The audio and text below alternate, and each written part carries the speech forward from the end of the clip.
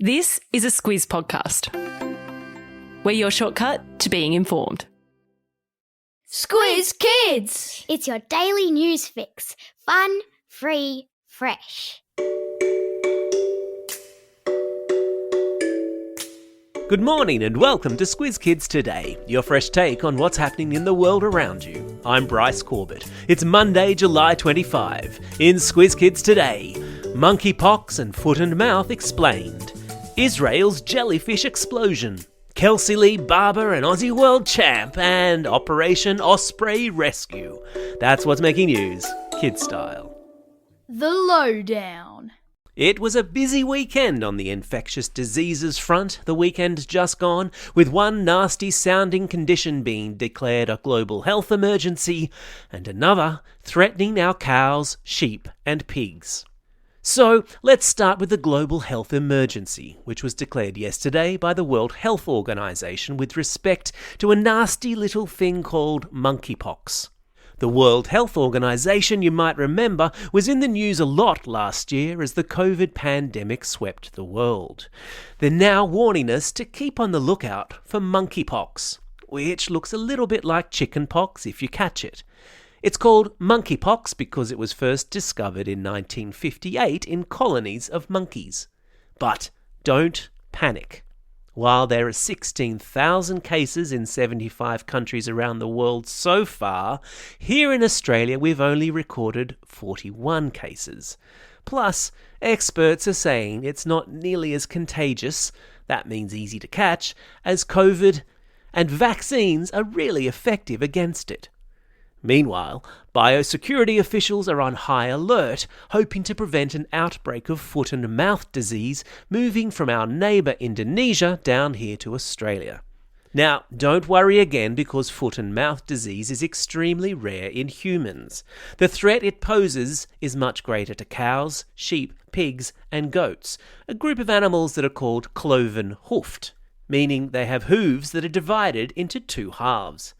This disease, however, is completely different from human hand, foot and mouth disease, which some kids catch when they're young, causing hand and mouth ulcers. Biosecurity officials, who are the people whose job it is to keep Australia free from disease, have taken steps to make sure tourists coming from Bali, which is part of Indonesia, don't accidentally bring it in amongst the dirt on their shoes. What a time to be alive, eh?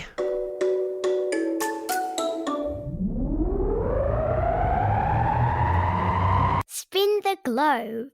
Each day we give the world globe a spin and find a news story from wherever it stops. And today we've landed in Israel, where a massive swarm of jellyfish is causing havoc to just about everything. At this time of year, it's normal for jellyfish to migrate along Israel's coast. But I've put a link in your episode notes to photos and video taken by a drone over the weekend. They show a huge area of the Mediterranean Sea looking like a crowded, starry sky, except that the stars are all stinging jellies. Officials at the Nature and Parks Authority say that pollution, climate change, and harm to the jellyfish's natural predators are causing the explosion in numbers. Jellies are clogging up power and water treatment plants, making it hard for fishers to earn a living, and yes, stopping people from going to the beach. Officials say the jellyfish swarm is yet another reason to work together to save our seas. Sport time. Do you know the only thing more impressive than winning a world title? It's winning a world title back to back.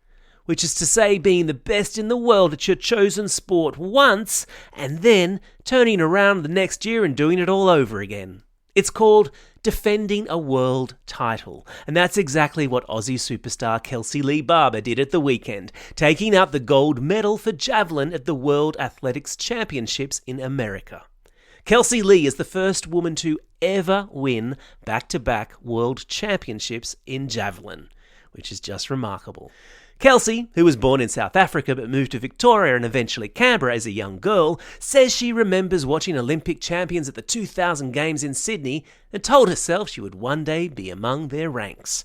Kelsey Lee, Squiz Kids salutes you. And while we're at it, it's a big Squiz Kids salute to Aussie 800-metre runner, the remarkable Peter Bol. Although he finished 7th in the final of the event at the World Champs yesterday, Peter said he would learn from this experience and put his all into the Commonwealth Games, which start in England on Thursday.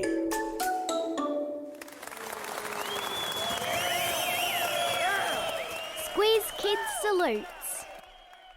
Must be one of those salutey days. Even if this one sounds like one of those jokes.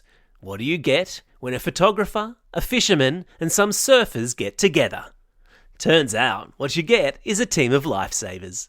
It all started when a nature photographer spotted an osprey, which is a big seabird flapping and struggling in waters off North Stradbroke Island in Queensland. He thought, if I had a surfboard, I'd jump in there and do something. As luck would have it, 2 surfers showed up. They paddled over to the osprey, whose feet and wings were all tangled up in fishing line. But they couldn't get him free until a nearby fisherman saw what was happening and, using his fishing rod, passed his knife to them.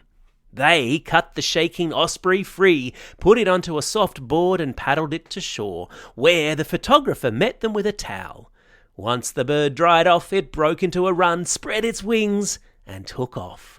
On behalf of the osprey, who lived to fly another day, Squiz Kids salutes this awesome team. Photos and video of the rescue are in your episode notes. Time for the quiz. This is the part of the podcast where you get to test how well you've been listening. Question number 1. Which event did Aussie Kelsey Lee Barber win an historic gold medal in at the Athletic Championships this weekend? Yeah, that's right, it was javelin. Question number 2. What sort of marine animal is clogging up the seas of Israel? Well done, they're jellyfish. Question number 3. What sort of bird did a relay team of surfers, fishermen and a photographer save on Stradbroke Island at the weekend? Yeah, well done, it was an osprey.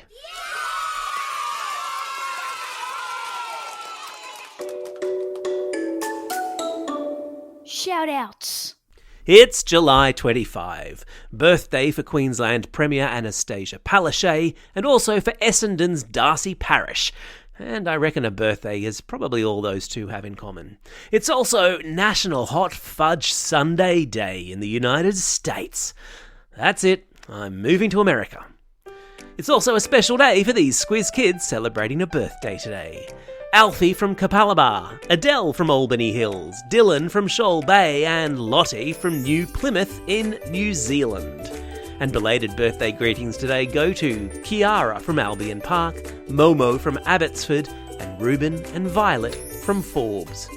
And classroom shout-outs today are going out to Class 3F at St Anthony's Primary School in Kedron, Class 5A and 5B with Miss Benstead and Mrs Few at Yarrawonga College, Year 5 and Mrs Gash at Murrumburra Public School, Class 4-5 and Mr Romeo at Virginia Primary School, Class B8 and Miss Grant at Craigburn Primary School, and lastly, a shout out to Ms McKeever, who teaches the KD class at Redham House in Wallara. Don't forget, if you've got a birthday coming up and you want a shout out, or if you're after a classroom shout out, drop us a line at squizkids@thesquiz.com.au. Well, that's all we have time for. Thanks for listening to Squiz Kids today. We'll be back again tomorrow. In the meantime, get out there and have a most excellent day. Over and out.